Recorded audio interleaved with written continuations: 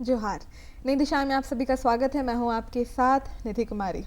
हमारा भारत विश्व का सबसे बड़ा लोकतांत्रिक देश माना जाता है। हमारे संविधान में इस देश के हर नागरिक को समान अधिकार दिया गया है। लेकिन अभी भी जब हम अपने समाज पे नज़र डालते हैं तो कई ऐसे कम्युनिटीज़ हैं, कई ऐसे सेक्शन हैं जो अभी भी right to freedom, right to expression के लिए, राइट टू इक्वालिटी के लिए स्ट्रगल कर रहे हैं। जैसा कि हम अपने कार्यक्रम में हमेशा कहते हैं कि अगर समस्याएं हैं तो उसके साथ समाज में ऐसे लोग हैं, ऐसे संस्थान भी हैं जो इसके निदान के लिए काम कर रहे हैं। आज नई दिशाएं की इस कड़ी में हम खासकर उस वर्ग के बारे में बात करने वाले हैं जिसे संविधान के द्वारा राइट्स तो दिए गए हैं लेकिन अभी भी उनके लिए एक्सेप्टेंस एक बहुत बड़ा चैलेंज हो गया है। उदाहरण के लिए अगर हम ट्रांसजेंडर कम्युनिटीज़ की बात कर लें, हमारे साथ एक ऐसे गेस्ट मौजूद हैं जो बीते कई वर्षों से उनके राइट्स के लिए काम कर रहे हैं। उन्हें मुख्य धारा से जोड़ा जा सके, उनकी जो स्ट्रगल्स है वो लोगों तक पहुंचा भी सके और साथ ही साथ उनके लिए एक ऐसा इन्वायरमेंट वो क्रिएट कर सके जहां पर वो खुलकर खुद के एक्सप्रेशंस को रख सके, खुलकर अपनी बातें कह सके, उन्हें वो अपॉर्चुनिटीज़ मिल सके जो बाकी लोगों को मिल सकते हैं। हम अपने स्टूडियो में स्वागत करना चाहेंगे समाज सुधारक सौविक साहा का। सौविक जी, आपका हमारे कार्यक्रम में बहुत बहुत स्वागत है। Thank you so much. जोहार सबको। जैसा कि हम शुरुआत में भी बात हो रही थी कि किस तरीके से अगर आप संविधान में देखें या फिर हम लॉज की बात करें तो कानून हमें फिर भी कई सारे राइट्स हैं जो मिले हुए हैं, लेकिन अभी भी कई स्टिग्मास हैं, कई टैबूज़ हैं हमारे सोसाइटी में। और सबसे बड़ा चैलेंज वो हो जाता है हमारे लिए कि जो सोसाइटल टैबू है वहाँ पे जो लोगों ने एक माइंडसेट बना के रखा है उसके साथ कैसे काम करना है, उसे कैसे ब्रेक करना है। आप यहाँ पे झारखंड में स्पेसिफिकली आप एजुकेशन पे काम कर रहे हैं काफ़ी वक्त से, उसमें भी आपकी ये एफर्ट्स रहती है कि जो मार्जिनलाइज्ड है उसको हम इंक्लूड कर सके उसमें। आप ट्रांसजेंडर के लिए, क्वेयर कम्युनिटीज़ जो हैं उसके लिए आप काम कर रहे हैं। सबसे पहले तो मैं जानना चाहूँगी कि ये जो जर्नी थी इन सब की शुरुआत कैसे हुई? कब आपने तय किया कि अच्छा ठीक है जी, जो समस्याएं हैं अब मुझे बाहर आकर एज अ होल इसके निदान के लिए काम करना है, वो किस तरीके से हुआ? ये जर्नी शुरुआत तो शायद जब मैंने कॉलेज जब ख़त्म किया, मैंने ये कीड़ा हमेशा से था। आपको ये जो आप कुछ करना चाहते हैं अपने कम्युनिटी के लिए, अपनी सोसाइटी के लिए, जो समस्याएं आप अपने आसपास देख रहे हैं उनके लिए आप चुप नहीं बैठ सकते, आप साइड लाइन्स पे नहीं बैठ सकते, देख नहीं सकते, कुछ तो करना चाहिए। ये हमेशा बचपन से रहा है। पर ये ज़्यादा उभर के आया जब मैं कॉलेज में गया और कॉलेज में मैं एक्टिव स्टूडेंट्स पॉलिटिक्स में पार्ट लेने लगा। मेरी पढ़ाई से ज़्यादा मैं बहुत एक्टिवली स्टूडेंट पॉलिटिक्स का पार्ट लेता था, तो वहाँ मुझे समस्याएं सामने समझ आने लगी। और कॉलेज एक ऐसा जगह था जहाँ मैंने अलग अलग तबके के दोस्तों से मेरी मुलाकात हुई। मैं जब स्कूल में पढ़ता था जमशेदपुर में, तो एक तरह के दोस्त थे सारे। यहाँ अलग अलग जाति थे, अलग अलग धर्म के बच्चे थे, अलग अलग समाज के अलग अलग तबकों से आते थे। तो वहाँ जो मुझे एक्सपोजर मिला उसने मेरी समझ को बहुत पुख्ता किया कि मेरा भारत कितना डाइवर्स है, कितना विशाल है और कितना सुंदर है और कितना कॉम्प्लेक्स भी है।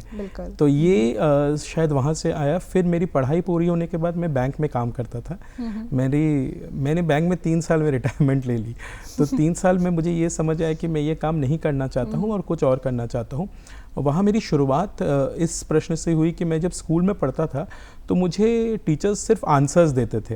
तो मुझे ये हमेशा लगता था कि स्कूल सिस्टम्स में बच्चों के लिए, ख़ासकर बच्चों के लिए ऐसे स्पेसेस नहीं मौजूद है जहाँ बच्चे सही ढंग से सवाल पूछ सके। क्योंकि अगर आप सवाल सही पूछोगे तो आपकी जो लर्निंग है वो और इन डेप्थ होती है, मुझे हमेशा लगता था। तो हम एक ऐसा स्पेस क्रिएट करना चाहते थे जो बच्चों के द्वारा लेड हो और बच्चे उसमें अपनी बात रख सके, टीचर्स उनकी बात समझ सके, वो अपनी समस्याओं को समझ सके और ये समस्याओं को लेकर वो क्या करना चाहते हैं ये जर्नी ले सके। तो हमारा काम जो शुरू हुआ है वो बच्चों के नेतृत्व और युवाओं के नेतृत्व को डेवलप करने से शुरू हुआ। तो जर्नी यहाँ से शुरू हुई, बहुत इंटरेस्टिंग रही है। हमने संस्था 2010 में संस्था शुरू किया। इसका नाम पीपल फॉर चेंज है, जहाँ हम बच्चों और युवाओं के नेतृत्व पे काम करते हैं और ऐसे इकोसिस्टम्स बनाने का काम करते हैं जो युवा नेतृत्व को बढ़ावा दे। और हमारा सारा काम इस पे फोकस रहता है कि कैसे लोग ऐसे लीडर्स तैयार करें, कम्युनिटी में ऐसे लीडर्स तैयार करें, ऐसे युवा तैयार करें जो बहुत अपने आप को बहुत अच्छे से पहचाने, बहुत एम्पैथेटिक हो और कुछ ऐसा काम करे जो बहुत सोशली ट्रांसफॉर्मेटिव हो। मैंने अपनी जगह को पहचान के वो ये जो जर्नी होती है मैं से हम तक की, सिर्फ मैं में ना रह जाए, हम तक कैसे पहुँचे, तो हमारा सारा काम इस पे फोकस्ड है। इस सिलसिले में हम जब काम करते हैं तो हम समाज के विभिन्न वर्गों के युवाओं के साथ काम करते हैं, बट खासकर उन युवाओं के साथ और बच्चों के साथ काम करते हैं जो हाशिए पे है और जिनके साथ भेदभाव हुआ है या किसी न किसी कारणों से, उनके रिलीजन के वजह से या भेदभाव उनके साथ हुआ है, पर उनके साथ काम करना हमें लगा कि ज़्यादा ज़रूरी है। उनकी आवाज़ों को मुख्यधारा तक लाना, उनकी आवाज़ों को जोड़ना, उनको शिक्षा से जोड़ना, तो सारा काम इस तरह से शुरुआत हुआ था। पीपल फॉर चेंज की शुरुआत ऐसे हुई थी। और मुझे लग रहा है अब तो 10 साल से ज़्यादा हो गया और आपने एजुकेशन के अलग अलग बिंदुओं को छुआ है। और ख़ासकर मैं चाहूँगी भी कि जैसा आपने कहा कि जो हमारे एजुकेशन सिस्टम में एक थोड़ा चैलेंज रहा था कि हम जवाब सुनते हैं लेकिन हम सवाल, जो बच्चे हैं ना वो सवाल करते नहीं हैं, सीखने की उतनी उनमें ललक दिखाई नहीं देती है। शायद कहीं ना कहीं स्टार्टिंग से वो जो एजुकेशन सिस्टम है, ऑल्दो मुझे लगता है कि अभी जो हमारे पास जो नई एजुकेशन पॉलिसी है, नेशनल एजुकेशन पॉलिसी, उसमें काफ़ी ज़्यादा पोटेंशियल है और उस हिसाब से अगर एग्जीक्यूट किया जाए तो वाकई जो हमारा एक थोड़ा सा कंप्लेन रहता है एजुकेशन सिस्टम को लेकर, वो पूरी तरीके से एलिमिनेट हो सकता है। इसके अंडर आप कई सारे प्रोग्राम्स पे भी काम कर रहे हैं स्टूडेंट्स के साथ ही। हम चाहेंगे कि जो कुछ प्रोग्राम्स है उसके बारे में भी आप बताएं। जी, आपने बिल्कुल सही कहा। आई थिंक ये जो प्रॉब्लम था, पहले इशू ये था कि पहले जो नॉलेज था ना, जो ज्ञान होता था वो गुरुओं के पास होता था, है ना। तो गुरु जितना ज्ञान देना चाहता है उतना देता था और बच्चों को ये ज्ञान मिलने का जरिया सिर्फ ऐप था। बट अब एजुकेशन बदल चुका है। अब आपके पास मोबाइल है, आपके पास गूगल है जो सबसे बड़ा गुरु है। आप नॉलेज अभी गुरु के पास बंधा नहीं रह गया है। तो अब टीचर का रोल क्या हो, हम उस पे काम करते हैं। तो टीचर का रोल अब सहजकर्ता का बन जाता है, फैसिलिटेटर का रोल टीचर को और यही, जैसे आपने बिल्कुल सही कहा, नेशनल एजुकेशन पॉलिसी 2020 ने जो ये चेंजेस लाने की कोशिश की है, बिल्कुल इसी दिशा में है कि टीचर फैसिलिटेटर कैसे बने, ऐसे स्पेसेस कैसे बने जहाँ युवा या बच्चे प्रश्न पूछ सके, प्रश्न करके समझ सके, एक्सपेरिमेंटेशन से समझे, एक्सपीरियंस से सीख सके। बहुत ब्यूटीफुल पॉलिसी बनी है जिस पे भी बहुत सारा काम बाकी है। इसी सिलसिले में हम बहुत सारे प्रोग्राम्स करते हैं। हमारा प्रोग्राम, एक तो हमारा बहुत ख़ास प्रोग्राम जो है, जो कि क्योंकि हम युवाओं और बच्चों को और किसी मुद्दे में युवाओं की भागीदारी को अहम मानते हैं और युवाओं के नेतृत्व को अहम मानते हैं, तो हम एक फेलोशिप चलाते हैं, ट्राइबल फेलोशिप, जिसमें लड़कियां, जो ट्राइबल लड़कियां हैं उनको कम्युनिटी से चुना जाता है और उनके साथ 2 साल की लीडरशिप जर्नी हम पूरी तय करते हैं। इस लीडरशिप जर्नी में उन लड़कियों के नेतृत्व को और पढ़ाने की क्षमता को विकास किया जाता है।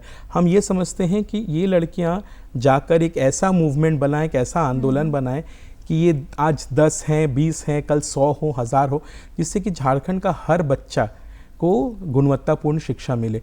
ये लड़कियां अभी गवर्नमेंट स्कूल्स में काम करती हैं और कुछ ग्रुप ऑफ बच्चों के साथ काम करती हैं और एक ये ऐसे स्पेसेस क्रिएट करती हैं, इनको ऐसी ट्रेनिंग मिलती है, ये ऐसे स्पेसेस क्रिएट करती हैं जहाँ पर बच्चे खुशी से पढ़ सके। अलग अलग विधियों से पढ़ाई होती है और जो उनका सिलेबस है वही पढ़ाई होती है, उसके अलावा पर्यावरण की पढ़ाई होती है।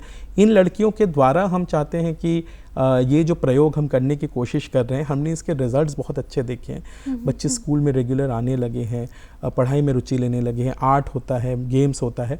तो ये एक बहुत इंटरेस्टिंग प्रयोग है जहाँ पर गवर्नमेंट स्कूल, हमारे ज़िले के कुछ गवर्नमेंट स्कूल्स में हम ये प्रयोग कर रहे हैं और बहुत अच्छे रिजल्ट्स आए हैं। पेरेंट्स की तरफ से, बच्चों की तरफ से, टीचर्स का बहुत सहयोग मिला है।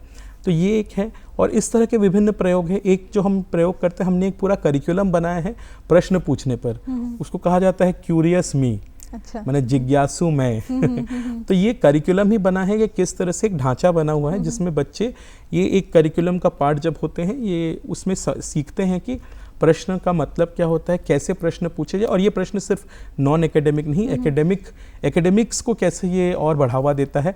तो ये एक प्रयोग है। संविधान पे हम बच्चों की समझ बनाने के लिए बहुत अच्छा एक गेम है संविधान लाइव, जो हम दिल्ली की एक संस्था है उसके साथ मिलकर करते हैं। संवैधानिक शिक्षा को बच्चे कैसे समझे कि पढ़ाई बहुत ज़रूरी है, पर उसके साथ जो हमारा, क्योंकि हमारा सारा, अगेन मैंने कहा कि हमारा सारा काम है नेतृत्व डेवलप करना। तो ये समझ पाएँ कि अपनी आपके पास अधिकार तो संविधान ने दिए पर उसके साथ कुछ जिम्मेदारियां भी हैं, कुछ कर्तव्य भी हैं। तो इन दोनों का बैलेंस लेकर कैसे बच्चे समझ सके, एक्सपीरियंशियल गेम है। इस तरह के बहुत अलग अलग तरह के प्रयोग है शिक्षा में। सारा प्रयोग एक ही दिशा में जाता है कि हम ये जो स्पेसेस क्रिएट करते हैं जहाँ बच्चे खुद रुचि लेते हैं, खुद अपने प्रश्न पूछते हैं और खुद का नेतृत्व विकास करते हैं, उस तरफ ये सारा कुछ डायरेक्टेड है। तो बस ये छोटे से 3 प्रोग्राम्स के बारे में आपको बता रहा हूँ अभी। ऐसे बहुत सारे इंटरेस्टिंग प्रयोग हम करते हैं जिस पे आप फिलहाल एजुकेशन के क्षेत्र पे काम कर रहे हैं। पीपल फॉर चेंज तो खैर आपका एक बहुत मुझे लगता है सक्सेसफुल भी रहा प्रोग्राम, ये जो पूरा आपने संस्थान जिसकी शुरुआत की थी, लेकिन उसके साथ एक जो आपने कुछ वर्ष पहले एक संस्थान स्टार्ट किया जमशेदपुर क्वेयर सर्कल, जिसमें कि आपकी ये कोशिश थी कि खासकर हमारे देश में जो मार्जिनलाइज सेक्शन है उसमें जब हम ट्रांसजेंडर्स की बात करते हैं या फिर LGBTQI ये कम्युनिटी की बात करते हैं, हमारे कंट्री में भी अभी अगर हम 2-3 साल पहले देखें तो हमने स्टेप्स भी कुछ डिसेंट टाइम्स में ही लिया है। ट्रांसजेंडर राइट्स भी जो आया, प्रोटेक्शन राइट्स भी जो उनके लिए आई, उसके बाद जब हमने सेक्शन 377 को स्क्रैप भी किया, उससे जब हमने डीक्रिमिनलाइज किया, लेकिन अगेन बात घूम फिर कर वो आ जाती है कि अच्छा ठीक है, ये राइट्स तो हमें मिल गए हैं, हमें ये कानून में हमें अधिकार मिल गया है, लेकिन समाज में किस तरीके से कितना इसका ये सक्सेसफुली कितना एक्ट कर पा रहा है समाज में, अभी क्या लोगों के नज़रिया है। और जितना रिसेंट टाइम्स में हमने क्रिमिनल एक्ट्स देखा है खासकर ट्रांसजेंडर पीपल के अगेंस्ट, या फिर हम अगर इस कम्युनिटी के बारे में भी इन जनरल बात करें, तो एक जो समझ बैठती है कि सोसाइटी में अभी भी एक चैलेंज है, इसे एक्सेप्ट करना अभी भी हमारे लिए चैलेंज बना हुआ है। आपने किस मोटिवेशन के साथ डिसाइड किया कि मुझे इस फील्ड पे काम करना है, और शुरुआती दिनों में क्या चैलेंजेस रहे, बिकॉज आई एम श्योर कि इजी तो नहीं रहा होगा आपके लिए। बिल्कुल आसान नहीं था, पर ये शुरुआत करना बहुत ज़रूरी था। ये इसलिए भी ज़रूरी था कि झारखंड में ऐसी कोई स्पेस नहीं है, ऐसा कोई संस्था नहीं है जो स्ट्रक्चरली LGBTQ पॉपुलेशन और ट्रांसजेंडर्स के साथ काम करे। छोटे छोटे ग्रुप्स है जो हमें पता है, बट कभी भी वो प्रोग्रामेटिकली या सिस्टमेटिकली मतलब एडवोकेसी करना या उनके लिए काम करना, उनके हक के लिए काम करना, ऐसे कोई स्पेस नज़र नहीं आता था। मैं एक छोटा सा वाक़या बताना चाहता हूँ, ये काम ये क्यों इतना ज़्यादा इम्पॉर्टेंट हो गया। मेरा एक बहुत करीबी दोस्त था, और बहुत करीबी दोस्त था जिसने जब अपने परिवार को बताया अपनी चॉइस के बारे में कि वो एक होमोसेक्सुअल है, तो उसे परिवार से निकाल दिया गया। और जब वो निकाल दिया गया तो वो कहीं जा नहीं पाया, बिकॉज ऐसा कोई स्पेस उस टाइम एग्जिस्ट नहीं कर, वो अपनी बात किसी को कह नहीं पाया, सिर्फ इसी कुंठा में उसने अपनी जान दे दी। तो ये इस इंसिडेंट ने मुझे हिला दिया। मैं ये सोच ही नहीं सकता था कि एक युवक, एक प्रोडक्टिव युवक सिर्फ इस कारण उसे अपनी जान दे देनी पड़ी क्योंकि उसका एक पर्टिकुलर चॉइस है। वो एक तरह से सोचता है, एक तरह से प्रेम करना चाहता है, एक तरह से जीना चाहता है और एक तरह से अपनी बात को रखना चाहता है, ये अपने आप को अभिव्यक्त करना चाहता है। तो इस बात ने मुझे बहुत परेशान किया। तो जमशेदपुर में फिर हमने शुरू किया जमशेदपुर क्वेयर सर्कल, जो फिर क्वेयर कम्युनिटी के साथ काम करता है और सिसजेंडर एडोलेसेंट के साथ काम करता है। दोनों के साथ मिलकर एक ऐसा स्पेस क्रिएट करता है जहाँ पर हम LGBTQ और ट्रांसजेंडर के मुद्दों पे बातचीत करें, उनके हक, उनके चैलेंजेस, उनके मुद्दों के बारे में बातचीत करें, और ऐसे बातचीत करने के अलावा ऐसे प्रोसेसेस को समझें कि हम उनके लिए शिक्षा में, रोज़गार में और अपॉर्चुनिटीज़ में उनके लिए हम एडवोकेसी कर सकें। तो जमशेदपुर क्वेयर सर्कल फिर एक स्पेस है जहाँ पर हम LGBTQ या ट्रांसजेंडर लीडरशिप को बढ़ावा देते हैं, उनके नेतृत्व को बढ़ावा देते हैं, जिससे कि वो फिर बाहर जाकर अपनी कम्युनिटी की बातें बाहर कर सके, अपनी कम्युनिटी के लिए जो उनके मसले हैं, उनके जो मुद्दे हैं, उनको बाहर तक लेकर जा सके। इसकी शुरुआत में आपने कहा चैलेंजेस बहुत रहे हैं, बहुत ज़्यादा, क्योंकि अभी भी आपने इन शुरुआती दौर में कहा था कि कानून हैं और हाल के कुछ वर्षों में बहुत सारे कानून बने हैं जिन्होंने ट्रांसजेंडर कम्युनिटी को बहुत सारा रिलीफ दिया है, रिकग्निशन दिया है। ट्रांसजेंडर प्रोटेक्शन एक्ट है, नालसा जजमेंट के बाद उस जेंडर को फ्लूइड माना गया है, सुप्रीम कोर्ट ने कहा है कि जेंडर फ्लूइड है, ट्रांसजेंडर को रिकग्नाइज किया गया है। पर ये बात कहीं कानून तक है। सरकार ने बहुत कुछ किया है, कानून बनाया है, वो पॉलिसीज़ में आए हैं, पर लोगों की माइंडसेट्स में अभी बदलाव आने में थोड़ा समय लगेगा क्योंकि अवेयरनेस की कमी है। तो क्योंकि अवेयरनेस की कमी है, जब ने ये काम शुरुआत किया तो हमें बहुत स्ट्रगल्स झेलने पड़े, क्योंकि सबसे बड़ी बात ये थी कि कोई भी युवा जो खुद को LGBTQ समुदाय से या ट्रांसजेंडर आइडेंटिफाई करता है या समझता है, वो खुलकर सामने नहीं आना चाह रहा था, क्योंकि वो सेफ नहीं महसूस करता था, क्योंकि लैंगिक विषमता एक ऐसी चीज़ है जो लैंगिक हिंसा का कारण है। तो इस विषमता के कारण उससे हिंसा को फेस करना पड़ता था, वायलेंस, घर पे वायलेंस, स्कूल्स में वायलेंस, बुलिंग। तो इन सारी चीज़ों में लोग हमारे पास खुल के नहीं आते थे। बहुत स्लोली जब उन्होंने देखा कि हमारा काम, तो हमने सबसे पहले लिसनिंग सर्कल्स बनाए। इन लिसनिंग सर्कल्स में वो आते थे और हम एक्सपर्ट्स को लाते थे, जहाँ पर वो उनके लीगल राइट्स के बारे में, उनके मेंटल हेल्थ में, मानसिक स्वास्थ्य के बारे में बातचीत कर सके। तो ये जब शुरुआत हो तो स्लोली बहुत धीरे धीरे लोग खुलने लगे। दूसरा चैलेंज हमें आया कम्युनिटी से, क्योंकि कम्युनिटी को लगता था कि हम स्कूल सिस्टम्स में काम करते हैं, हम स्कूलों में ये बातें करते हैं कि जेंडर और सेक्सुअलिटी, जो यौनता और लैंगिकता, इन दोनों में क्या अंतर है और ये क्यों इतना ज़रूरी है समझना। फिर से अगर मैं जाऊं, क्योंकि NEP ये कहता है कि आप सबके लिए ऐसा स्पेस बनाओ जो सबके लिए इंक्लूसिव हो, हर बच्चा सुरक्षित महसूस कर सके, हर बच्चा का पूरा पोटेंशियल निकल के आ सके।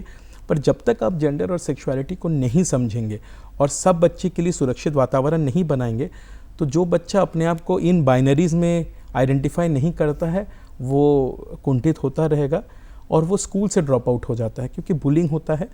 तो हम जब स्कूल सिस्टम्स में काम करने लगे, इनिशियली बहुत सारा हमें ऑपोजिशन मिला, क्योंकि स्कूलों ने ये बातें कभी की नहीं थी।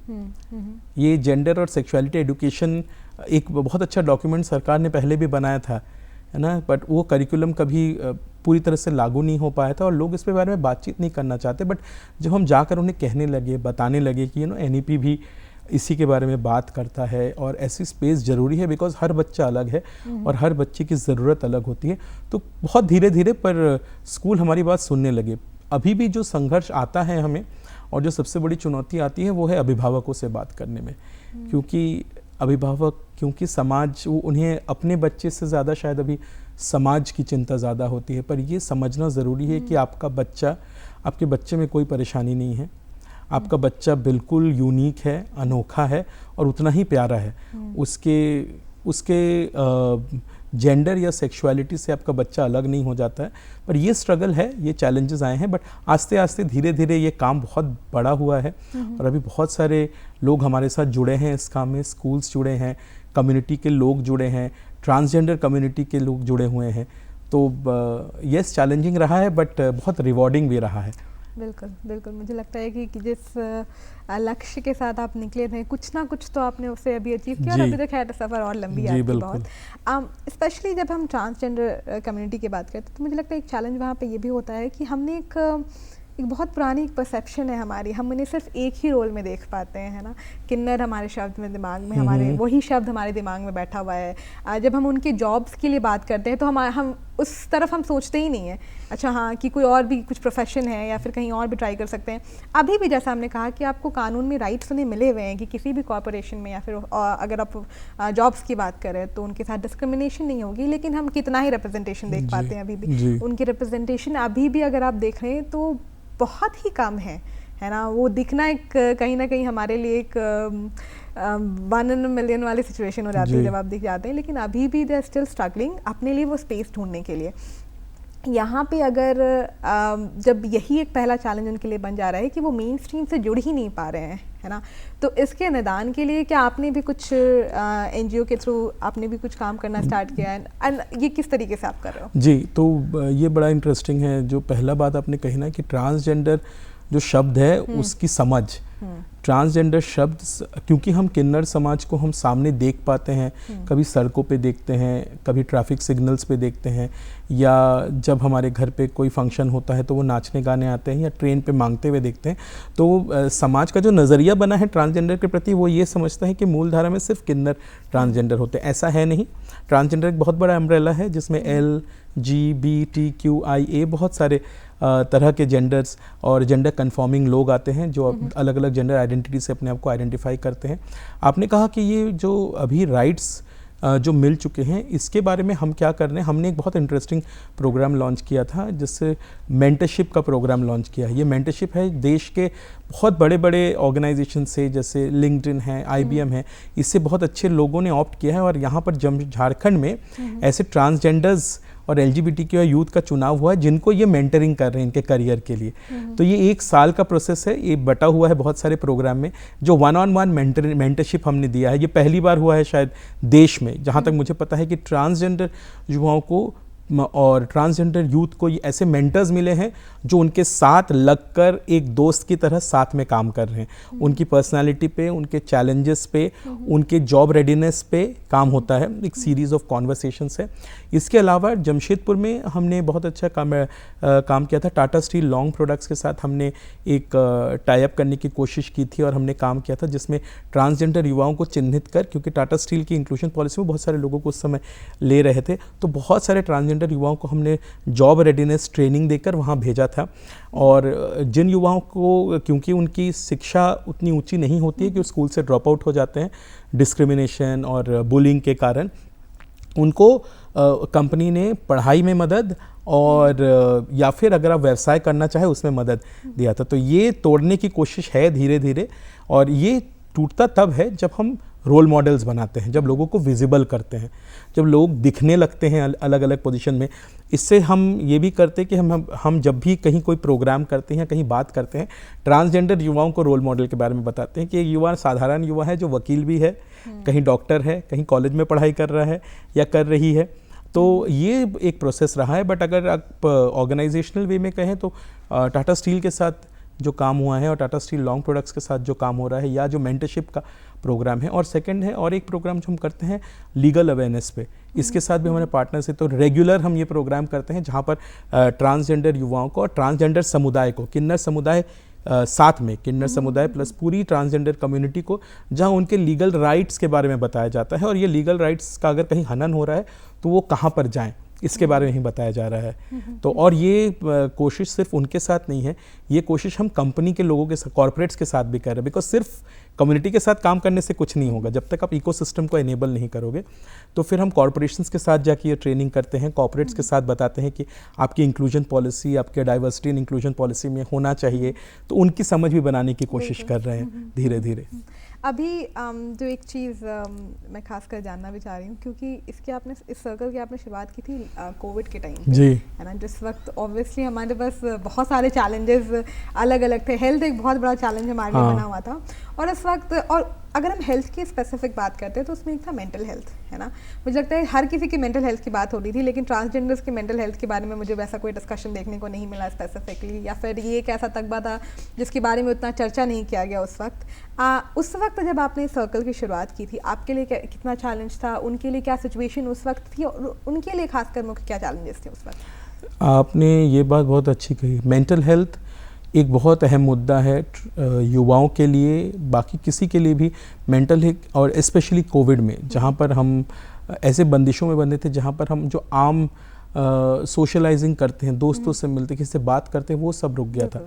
ट्रांसजेंडर युवाओं के लिए ये और 10 गुना बढ़ गया था, क्योंकि एक तो देखिए वो ऑलरेडी मार्जिनलाइज्ड है, जहाँ पर वो अपनी तरह से जी नहीं सकते हैं, अपने तरह के कपड़े नहीं पहन सकते हैं, बाहर नहीं जा सकते हैं, और वायलेंस उनके ऊपर घर पे बहुत हो रहा था, बहुत घरों में बहुत वायलेंस होता था। तो जब वो बंद गए, जब वो घर में सीमित होकर रह गए, व्यवसाय में नहीं जा पा रहे थे, किन्नर समुदाय जब बाहर नहीं जा पा रही थी, कमा नहीं पा रही थी, तो ये जो उन पे इम्पैक्ट पड़ा, मेंटल हेल्थ का इम्पैक्ट बहुत ज़्यादा था। आई थिंक उस समय मेंटल हेल्थ पे काम करना हमने शुरू किया, और मेंटल हेल्थ पे फिर से ये सर्कल्स में मेंटल हेल्थ की बात होने लगी। मेंटल हेल्थ एक्सपर्ट्स को हम लेकर आए, और एक अलग अलग जो हेल्पलाइन उस समय चल रहे थे, बहुत सारे हेल्पलाइंस हैं जो मेंटल हेल्थ को केटर करते हैं, तो उनसे हमें कॉल्स आते थे, तो उनसे हम उन्हें जोड़ देते थे, क्योंकि काउंसलिंग हम तब नहीं कर रहे थे, क्योंकि हम काउंसलर्स नहीं थे उस वक्त। तो अब हमारे पास काउंसलर्स हैं। अच्छा। अब हमने जमशेदपुर क्वेयर सर्कल में हमारे पास क्वेयर अफर्मेटिव काउंसलर्स हैं,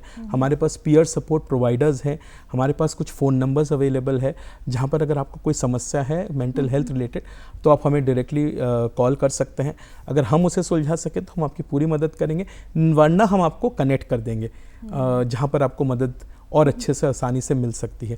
तो ये बिल्कुल सही है कि ट्रांसजेंडर कम्युनिटी का मेंटल हेल्थ की जो समस्याएं थी वो कोविड के दौरान और बढ़ गई थी, और अभी ये बहुत ज़रूरी है कि हम ये समझें कि मेंटल हेल्थ को फिज़िकल हेल्थ से अलग नहीं देखा जाए, बिल्कुल। हाँ, उसको हेल्थ में देखा जाए और ये समझा जाए कि फिजिकल हेल्थ चूंकि दिख जाता है, चोट आपके हाथ पे दिख जाती है, पर जो अंदरूनी चोट है वो दिखती नहीं है और वो बहुत बड़ा कारण है युवाओं का डिप्रेशन में जाने का।